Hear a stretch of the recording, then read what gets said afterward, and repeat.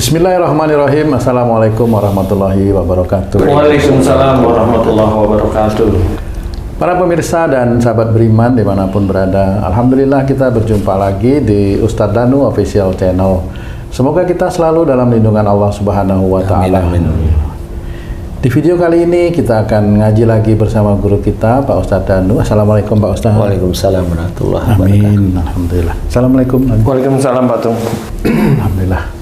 Nah, para pemirsa, kali ini kami akan bertanya kepada guru kita. Mudah-mudahan ini nanti bisa bermanfaat buat kita semua, khususnya kami yang ada di sini. Pak Ustadz, sebenarnya bagaimana sih terjadinya sakit pada seseorang itu? Kalau kita mau lihat dari sisi syariat ya Pak Ustadz.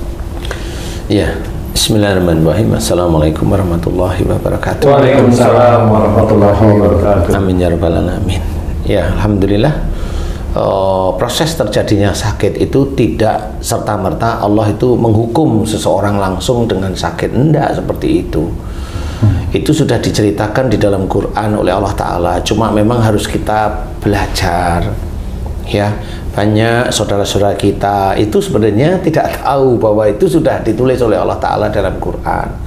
Dan bagaimana caranya menyelesaikan masalah-masalah, bukan cuma masalah sakit ya, juga sudah diceritakan dalam Quran. Cuma memang kita harus belajar. Nah, munculnya terjadinya sakit itu harus jelas. Dasar dalilnya apa? Wa ma asabakum min musibatin fa bima kasabat aydikum. Jelas itu. Jadi pegang ayat tersebut. Dan diceritakan artinya bahwa dan apa saja musibah yang engkau terima itu disebabkan dari buah tanganmu sendiri. Kalau musibah itu sebenarnya sesuatu yang tidak enak. Oh, iya. Kalau buah tangan yang berhubungan dengan tidak enak, berarti buah tangan itu pekerjaan, sesuatu yang kita kerjakan, sesuatu yang kita lakukan. Kita lakukan itu bukan hanya nyuri, mulut itu melakukan kalimat-kalimat dolim, itu juga perilaku kita.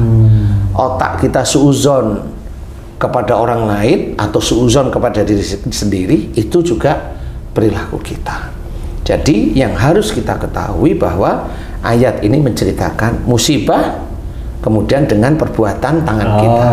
Berarti kalau musibah itu banyak, entah itu kesandung, entah itu kejedut, entah itu ditabrak, entah itu serempetan, entah itu sakit. Nah, itu disebabkan dari buah tangan kita, berarti ada dosa yang sangat sering kita lakukan dan terus-menerus kita lakukan tanpa kita mohon ampun kepada Allah Ta'ala. Ini beda dengan, maaf Pak Ustadz, beda dengan musibah bencana alam atau kejadian banjir. Ini beda Pak Ustadz ya? Hampir sama sebenarnya. Hampir sama. Sebenarnya hampir sama. Jadi patokan itulah kenapa itu musibah dari perbuatan tangan. Dijelaskan di ayat lain. Ma sabaka min hasanatin faminallah wa ma sabaka min sayyiatin famin nafsik. Dan apa saja nikmat yang kau terima itu dari sisi Allah, berarti dari Allah yang memberi, menguji langsung kalau nikmat. Dan apa saja musibah yang kau terima itu dari perbuatanmu sendiri. Itu sudah jelas. Jadi sesuatu yang tidak enak insya Allah berarti dari dosa kita. Itu awal. Tetapi dari yang seperti ini banyak orang-orang Islam yang tidak mau mengakui. Banyak sekali orang Islam yang tidak mau mengakui. Kalau tidak mengakui, sama seperti dia berpaling terhadap ayat itu. Kalau berpaling terhadap ayat itu, dia akan dikatakan oleh Allah Ta'ala kafaroh. Seperti itu. Kenapa? Dijelaskan oleh Allah Ta'ala, atiullaha wa rasul fa in tawallau fa innallaha la yuhibbul kafirin. Jelas, taatlah kepada Allah dan Rasul. Taat pada Allah mengerjakan apa dalam Quran, taat pada Rasul mengerjakan dalam sunnah.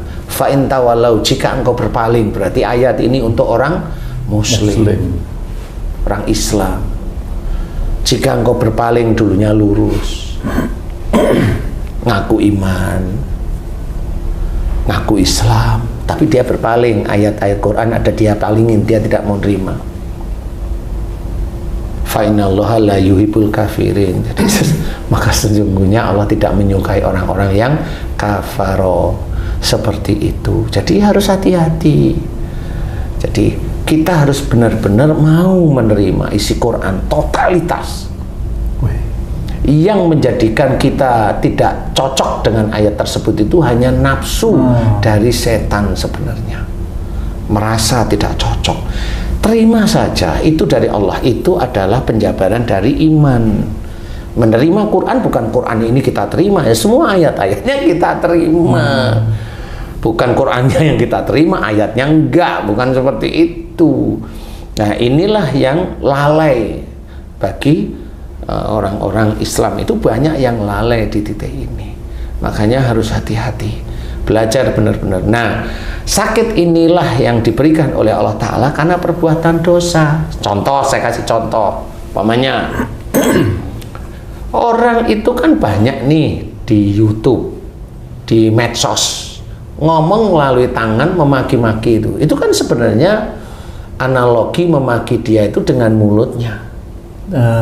Tapi dia salurkan lewat tangan. Dia salurkan lewat tangan. Itu kan memaki. Bisa dibaca. Iya. Nah, orang seperti itu kalau di medsos, kalau dalam sehari-hari sama. Orang-orang yang kalimatnya ini kasar, egois, arogan, kaku, emosional. Mulutnya itu. Nah, suatu ketika atau banyak ketika dia hampir setiap bulan sekali selalu sariawan, ya normal. Karena itu berhubungan dengan mulutnya. Walaupun lewat tangan itu. Walaupun lewat salah satunya lewat tangan. Seperti itu. Jadi, wah loh, ini orangnya diem, dia tidak banyak ngomong. Mana ada orang diem sariawan? Tidak ada. Coba kalau dia ngomong, dengerin aja kalimatnya. Nggak enak di telinga. Loh kan sama. Walaupun dia pendiam, tapi pada saat dia bicara tidak enak di telinga, sama itu namanya. Jadi Allah itu tidak menilai diamnya. Allah itu menilai jika seseorang itu berbicara manfaat tidak. Satu bagi dirinya, yang kedua bagi orang lain. Kan begitu yang dinilai oleh Allah Ta'ala. Bukan banyak bicara. Ya memang kalau orang banyak bicara tidak disukai oleh Allah Ta'ala. Karena banyak ngarangnya nantinya. Kamu mamanya ngerayu orang, namanya ngerayu kan akhirnya kan ngomong kemana? Sales itu, sales apa iya, sales diri sendiri.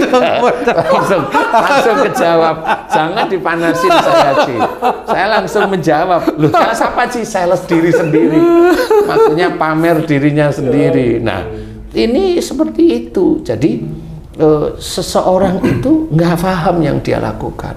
Orang itu selalu suuzon kepada dirinya nih. Suuzonnya gimana nih? Saya kasih contoh. Wah kayaknya saya gagal nih. Saya nggak mampu. Wah kayaknya saya itu sarjana nggak bisa. Wah kayaknya ini nggak manfaat nih. Saya hidup. Kan gitu. Kalau dia mikirnya itu terus beberapa bulan bunyi di sini.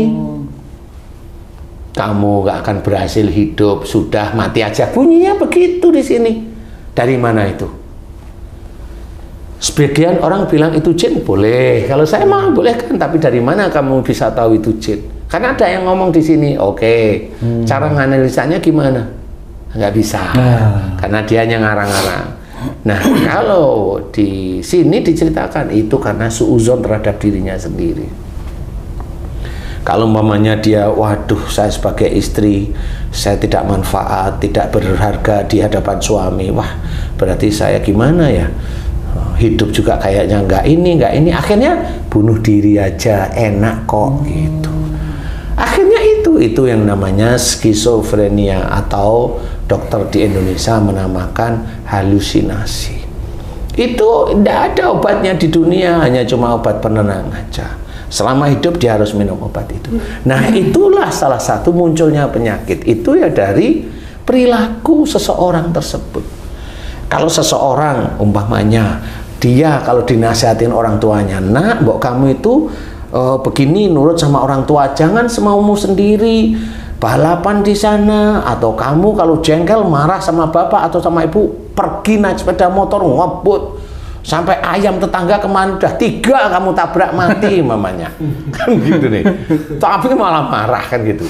Kasih tahu jangan, kalau kamu itu begitu besok itu rezekimu seret sama Allah Ta'ala.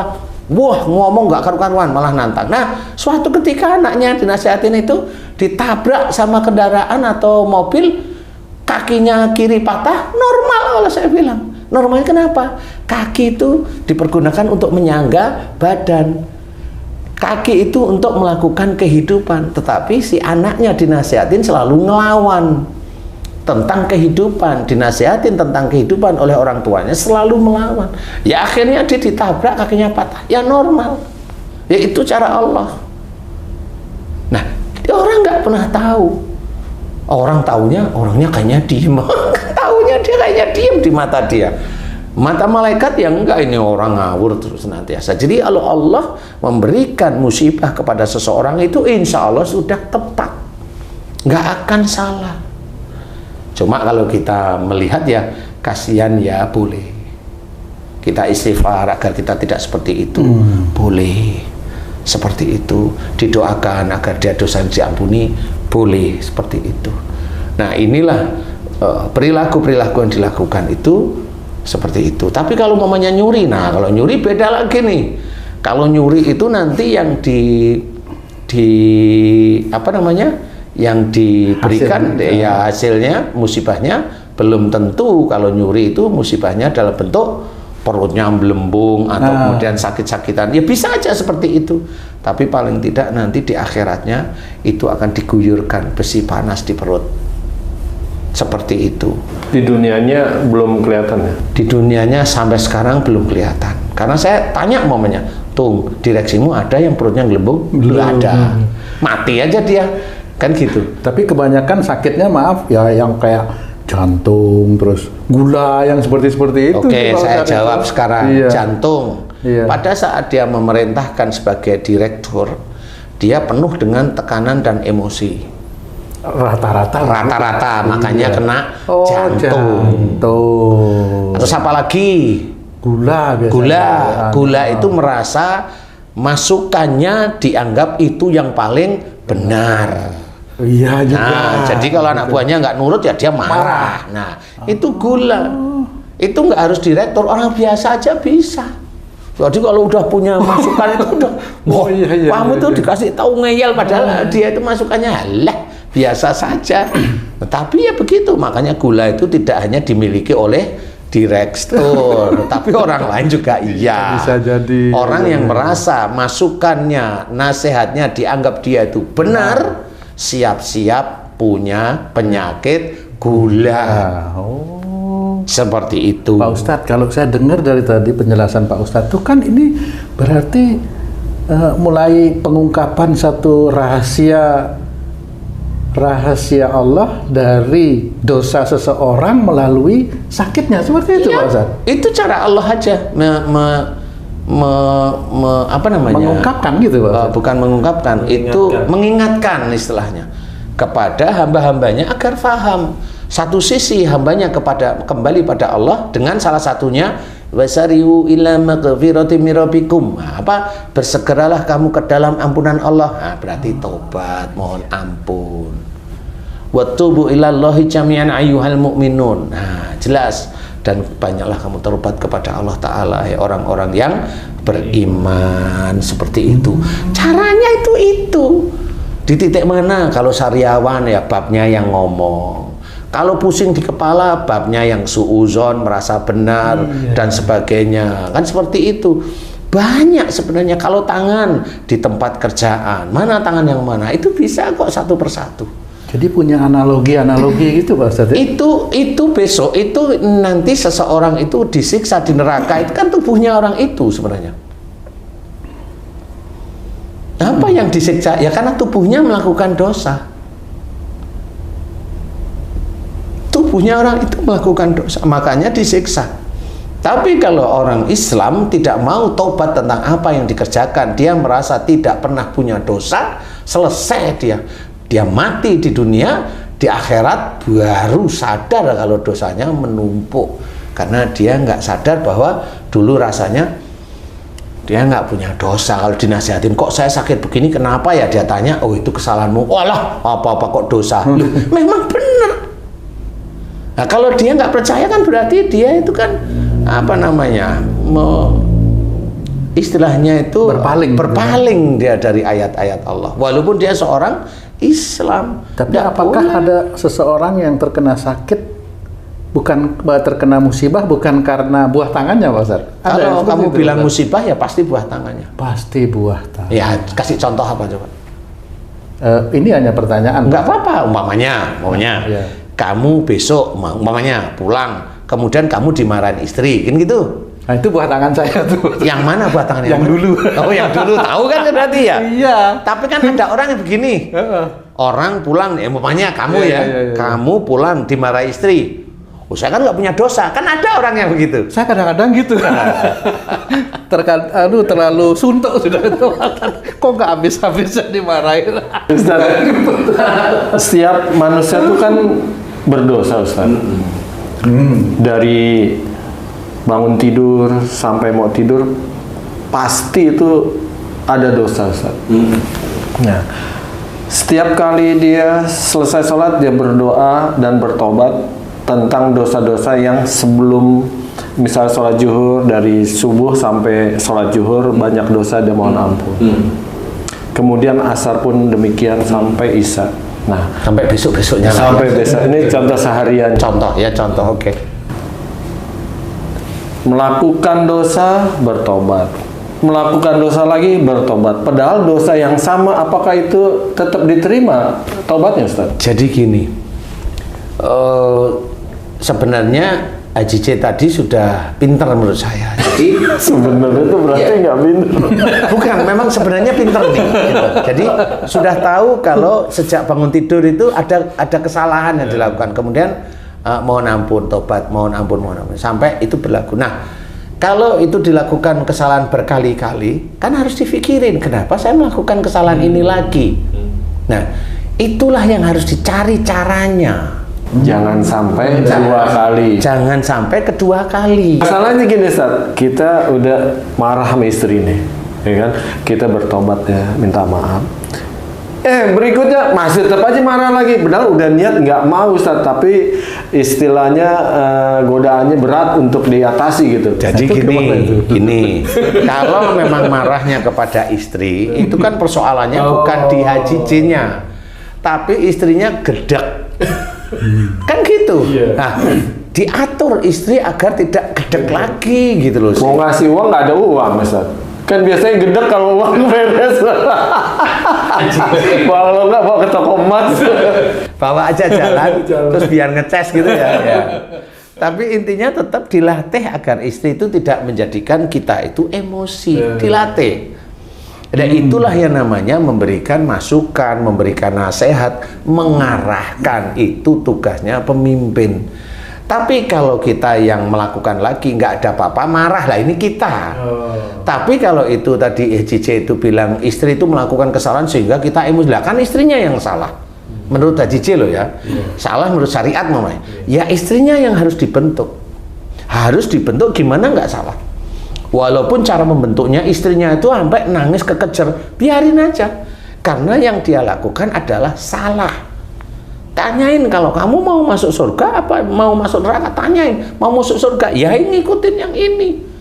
Maunya mulutnya masuk surga tapi yang dilakuin jalan neraka. Jalan neraka, kan salah dia. Jadi apa yang dia inginkan itu nggak sesuai, mulut dengan perilaku itu nggak sesuai. Sama seperti orang yang sholat, yang diharapkan kita itu tahu inna sholata tanha anil fahsya'i wal munkar. Sebenarnya sesungguhnya sholat itu mencegah dari perbuatan keji dan mungkar. Perbuatan keji itu perbuatan dolim kepada diri sendiri, mungkar itu kepada orang lain. Nah, itu kalimat ini kalau nggak difikirkan tenang, ini akan tidak tahu. Makanya orang hanya mencari sholatnya.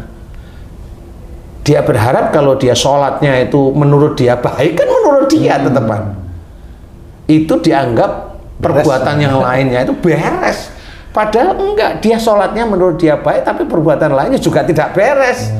Lah kan kalau perbuatannya baik, perbuatan lainnya tidak beres, itu kan perbuatan sholat bisa dinilai baik, perbuatan yang lain, muamalah yang lain tuh tidak baik. Kan itu nanti akan menjadi nanti di akhirat itu akan ditimbang. Oh, jelas banget itu ya. Itu kan jelas.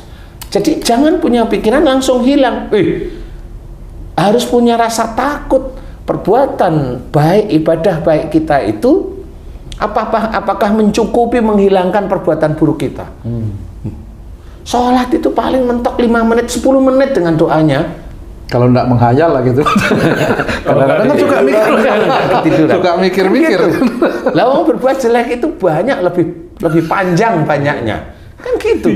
Nah itu masih merasa sholatnya saya itu yakin benar. Lah kan salah jadinya. Sholat kerjakan, kemudian perbuatan-perbuatan tidak baik dijaga agar kita tidak mengerjakan. Itu aja susahnya minta ampun. Selain itu kita jaga, tadi ya Cici sudah benar. Tiap kali sholat mohon, ya Allah jika aku melakukan perbuatan dosa yang melanggar firman-firman-Mu dalam Quran dan Sunnah Rasul-Mu sejak aku bangun dari tadi pagi sampai subuh sampai duhur ini, ya Allah aku mohon kepadamu ampuni dosa-dosaku, astagfirullahaladzim. Itu doa itu harus dilantunkan setiap saat agar setiap harinya diampuni oleh Allah Ta'ala. Itu pun banyak para ustadz, para pendakwah, para ulama itu bercerita, kita itu tidak tahu permohonan ampunan kita kepada Allah yang mana yang diampuni, yang diterima. Loh itu kita tahu. Makanya kalau kita ingin diterima permohonan ampunan kita, berbuat baiklah di luar kita sholat. Kepada siapa? Pada orang tua. Kepada siapa? Pada istri. Kepada siapa? Pada anak-anak. Kepada siapa? Saudara-saudara kita. Kepada siapa? Anak-anak yatim. Kepada siapa? Orang-orang miskin. Kepada siapa? Orang berhutang karena kecepet hutang. Kan gitu. Kepada siapa? Banyak loh. Ini kan berbuat baik. Iya betul. Kok iya bener kamu ketawa ke TV kenapa? Tadi janda-janda yang terdaftar belum. Oh iya janda. Itu takut saya.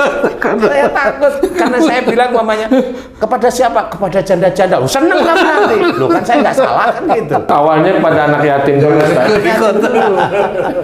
Dia udah nyengir deh. Kok tak tunggu nggak keluar? Enggak. Iya, Karena kalau saya sebutin kamu merasa senang nanti kamu. Bisa pulang bilang, loh ini dibilang nih Pak Ustadz nih. Enggak. Nah, berbuat baik inilah yang nanti dinilai oleh Allah Ta'ala. Dalam berbuat baik ini kita juga harus menjaga. Jangan ujub, jangan riak, jangan bangga, jangan sombong. Kita jaga. Sehingga penjagaan kita tidak ujub, tidak riak, tidak bangga, tidak sombong. Inilah akan menjadi amal soleh lagi. Insya Allah begitu ya. Kan begitu. Nah itu makanya sulitnya ya begitu itu. Ustaz, tadi Ustaz bilang banyak-banyak berbuat baik kepada yang disebutkan tadi Ustaz. Mungkin mudah memberikan berbuat baik seperti itu. Namun jika yang kita mau kasih kebaikan-kebaikan atau kita berbuat ini melakukan suatu yang ngeselin gitu loh Ustaz. Apa istilahnya nyakitin karena dia berbuat fitnah, dia berbuat ghibah kepada dirinya Ustaz. Itu gimana caranya agar berbuat baiknya ini ikhlas Ustaz? Sama yang lain aja. Sama yang lain itu yang mana tuh? Masa sama yang membuat jengkel? Cari yang lain. Jadi gini Ci. Jangan dipotong Ci. Pertanyaannya ini ini. Enggak, tapi memang benar ini seharian. Jadi gini loh. Kalau ada seseorang itu minta tolong dengan sungguh-sungguh dia minta tolong. Berarti itu jalan dari Allah tunjuk. Petunjuk dari Allah agar kita menolong atau membantu. Untuk berbuat baik. Untuk berbuat baik itu petunjuk dari Allah Ta'ala. Persoalan setelah dia kita bantu, kemudian dia ngomong yang tidak benar, dia fitnah, itu urusan dia dengan Allah. Sebelumnya Ustaz, udah berbuat nggak baik terus dia minjem uang. Nggak apa-apa. Itu tetap dari Allah.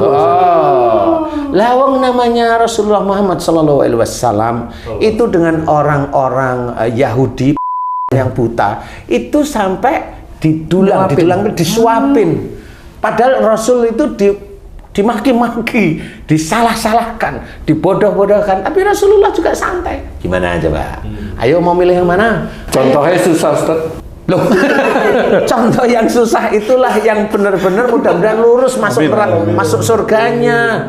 Kan ini saya kasih contoh. Nah ini kan Rasulullah yang Nabi kita yang kita cintai. Kasih tahu kok susah.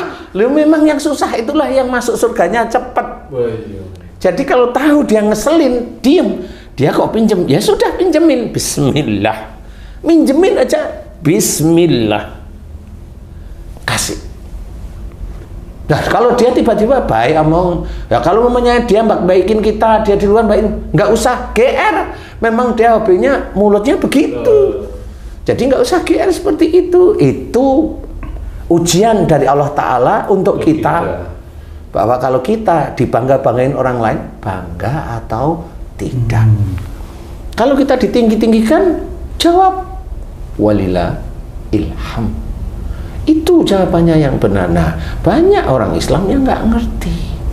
Jadi kalau udah jengkel nggak mau. Nah, insya Allah belajarlah seperti itu sehingga kita istilahnya mengeliminir sakit itu muncul di tubuh kita. Apapun, umpamanya kalau tadi Haji udah dijelek-jelekin kemudian dia pinjam, ya kasih. Itu berarti hati.